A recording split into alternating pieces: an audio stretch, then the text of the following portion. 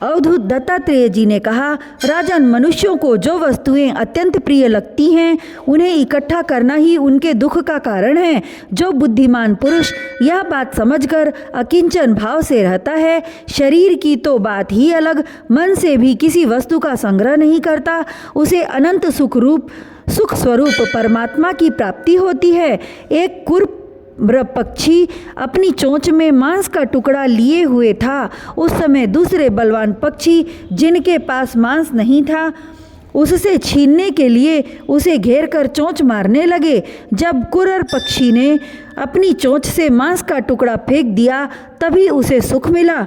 मुझे मान या अपमान का कोई ध्यान नहीं है और घर और एवं परिवार वालों को जो चिंता होती है वह मुझे नहीं है। मैं अपने आत्मा में ही रमता हूँ और अपने साथ ही क्रीड़ा करता हूँ।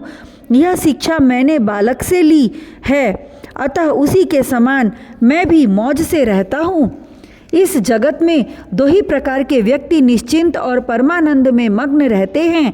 एक तो भोला भाला निश्चेष्ट नन्हा सा बालक और दूसरा वह पुरुष जो गुणातीत हो गया हो। एक बार किसी कुमारी कन्या के घर उसे वरण करने के लिए कई लोग आए हुए थे। उस दिन उसके घर के लोग कहीं बाहर गए हुए थे, इसलिए उसने स्वयं ही उनका आतिथ्य सत्कार किया। राजन, उनको भोजन कराने के लिए वह घर के भीतर एकांत में धान कूटने लगी। उस समय उसकी कलाई में पड़ी शंख की चूड़ियां जोर जोर से बज रही थीं। इस शब्द को निंदित समझकर कुमारी को बड़ी लज्जा मालूम हुई और उसने एक एक करके सब चूड़ियां तोड़ डाली और दोनों हाथों में केवल 2-2 चूड़ियां रहने दी।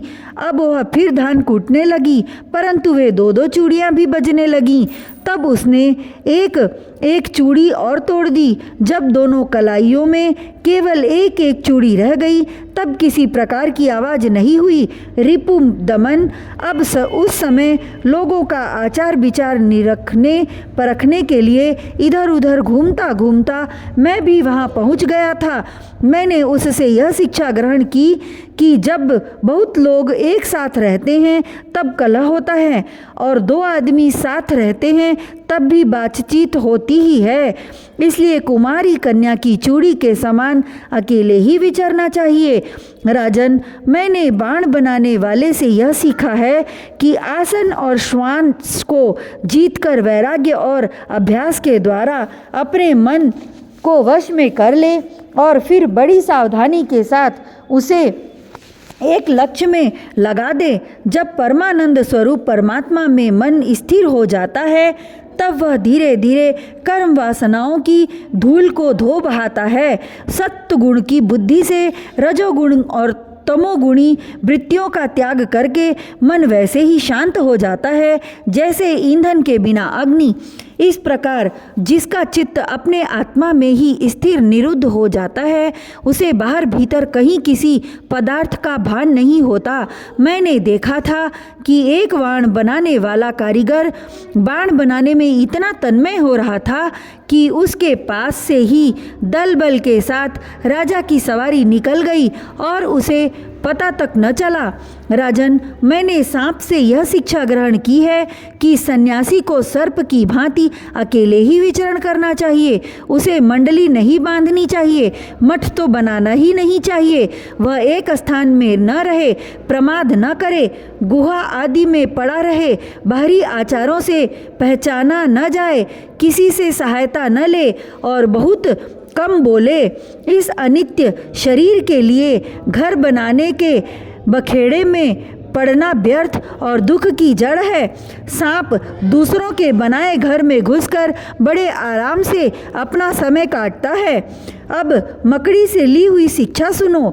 सबके प्रकाशक और अंतर्यामी सर्वशक्तिमान भगवान ने पूर्व कल्प में बिना किसी अन्य सहायक के अपनी ही माया से रचे हुए जगत को कल्प के अंत में प्रलय काल उपस्थित होने पर काल शक्ति के द्वारा नष्ट कर दिया। उसे अपने में लीन कर लिया और सजातीय विजातीय तथा स्वगत भेद से शून्य अकेले ही शेष रह गए। वे सबके अधिष्ठान हैं, सबके आश्रय हैं, परंतु स्वयं अपने आश्रय अपने ही आधार से रहते हैं। उनका कोई दूसरा आधार नहीं है। वे प्रकृति और पुरुष दोनों के नियामक, कार्य और कारणात्मक जगत के आदि कारण परमात्मा अपनी शक्ति काल के प्रभाव से सत्व रज आदि समस्त शक्तियों को साम्यावस्था में पहुंचा देते हैं और स्वयं कैवल्य रूप से एक और अद्वितीय रूप से विराजमान रहते हैं। वे केवल अनुभव स्वरूप और आनंद घन मात्र हैं। किसी भी प्रकार की उपाधि का उनसे संबंध नहीं है। वे ही प्रभु केवल अपनी शक्ति काल के द्वारा अपनी त्रिगुणमयी माया को क्षुब्ध करते हैं और उससे पहले क्रिया शक्ति प्रधान सूत्र महतत्व की रचना करते हैं। यह सूत्र रूप महतत्व ही तीनों गुणों की पहली अभिव्यक्ति है। वही सब प्रकार की सृष्टि का मूल कारण है। उसी में यह सारा विश्व सूत में ताने बाने की तरह ओतप्रोत है और इसी के कारण जीव को जन्म मृत्यु के चक्कर में पड़ना पड़ता है। जैसे मकड़ी अपने हृदय से मुंह के द्वारा जाला फैलाती है, उसी में विहार करती है और फिर उसे निगल जाती है, वैसे ही परमेश्वर भी इस जगत को अपने में से उत्पन्न करते हैं, उसमें जीव रूप से विहार करते हैं और फिर उसे अपने में लीन कर लेते हैं। राजन, मैंने भृंगी बिलनी कीड़े से यह शिक्षा ग्रहण की है कि यदि प्राणी स्नेह से, द्वेष से अथवा भय से भी जानबूझकर एकाग्र रूप से अपना मन किसी में लगा दे तो उसे उसी वस्तु का स्वरूप प्राप्त हो जाता है। राजन, जैसे भृंगी एक कीड़े को ले जाकर दीवार पर अपने रहने की जगह बंद कर देता है और वह कीड़ा भय से उसी का चिंतन करते करते अपने पहले का शरीर त्याग किए बिना ही उसी शरीर से तद्रुप हो जाता है। राजन, इस प्रकार मैंने इतने गुरुओं से ये शिक्षाएं ग्रहण की। अब मैंने अपने शरीर से जो कुछ सीखा है वह तुम्हें बताता हूँ, सावधान होकर सुनो। यह शरीर भी मेरा गुरु ही है, क्योंकि यह मुझे विवेक और वैराग्य की शिक्षा देता है। मरना और जीना तो इसके साथ लगा ही रहता है। इस शरीर को पकड़ रखने का फल यह है कि दुख पर दुख भोगते जाओ। यद्यपि इस शरीर से तत्व विचार करने में सहायता मिलती है, तथापि मैं इसे अपना कभी नहीं समझता।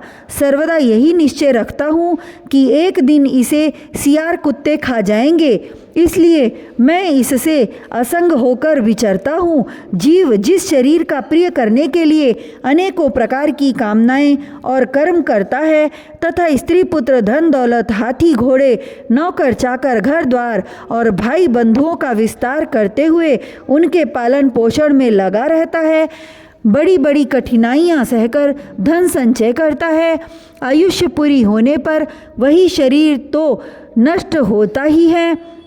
वृक्ष के समान दूसरे शरीर के लिए बीज बोकर उसके लिए भी दुख की व्यवस्था कर जाता है।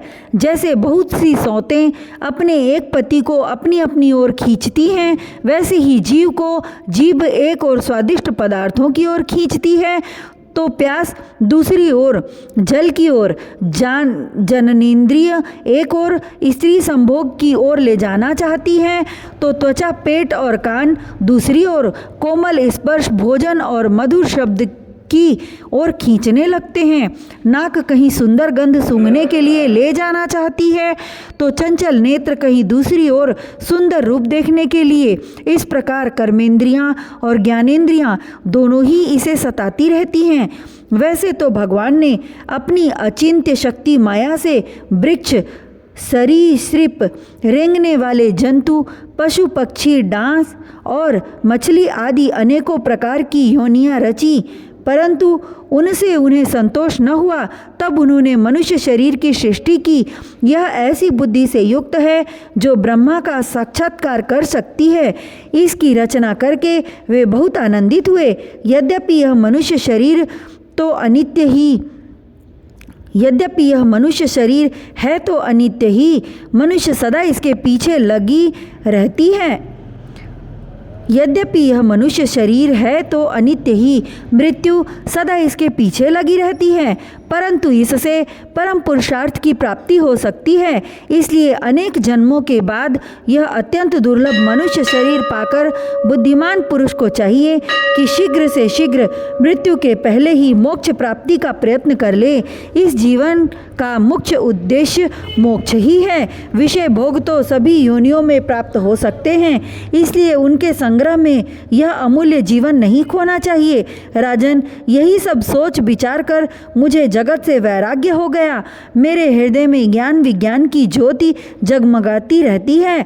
न तो कहीं मेरी आसक्ति है और न कहीं अहंकार ही। अब मैं स्वच्छंद रूप से इस पृथ्वी में विचरण करता हूँ।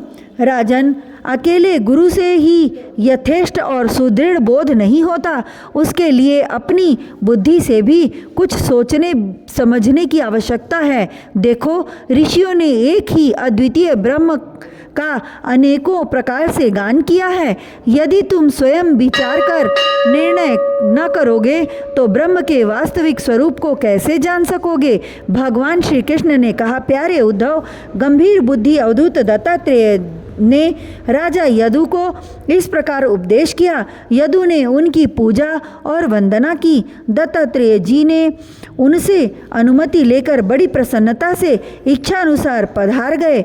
हमारे पूर्वजों के भी पूर्वज राजा यदु अवधूत दत्तात्रेय की यह बात सुनकर समस्त आसक्तियों से छुटकारा पा गए और समदर्शी हो गए। इसी प्रकार तुम्हें भी समस्त आसक्तियों का परित्याग करके समदर्शी हो जाना चाहिए।